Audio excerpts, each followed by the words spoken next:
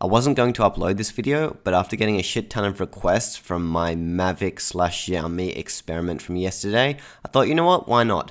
I'll show you guys what it's like from the drone's perspective in 360, and I'll also share with you guys the top 5 things I learned from this experiment. Firstly, you'll notice that the stitching is good, but not perfect. Yeah, my bad, I could have done a better job. You could say that post-production isn't exactly my area of expertise, but something I would suggest is taking the time and getting it right. One thing I've learned for next time is firstly go for the mask approach instead of the crop approach. That way you have more control over what you do and don't include from each 360 camera. Next, I would say don't add too many keyframes with your mask adjustment, because then your stitch line between the two videos is going to change a lot.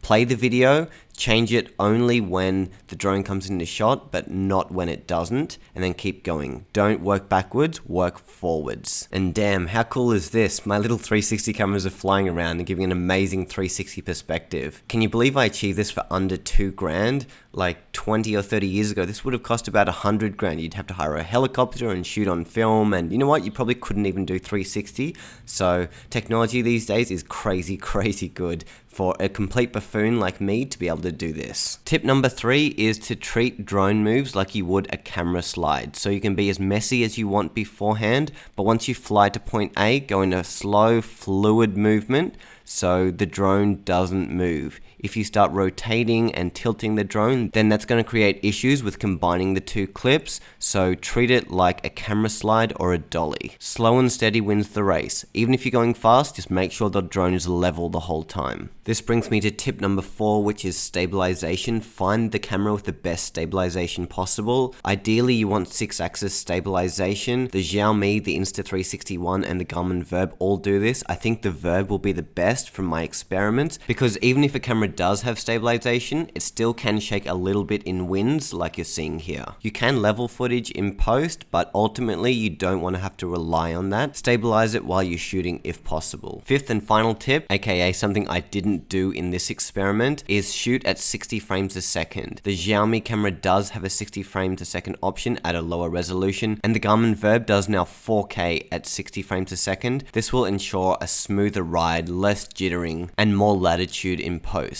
And I'm going to throw in a bonus tip just for the sake of it, and it's to do with the sun and the stitching. This is an issue you would normally deal with 360 cameras on the ground. It's the same with when you're in the air. If you can, aim the seam lines towards the sun to avoid any big issues. Links to everything you need are in the description. Don't forget to subscribe, and I'll talk to you soon.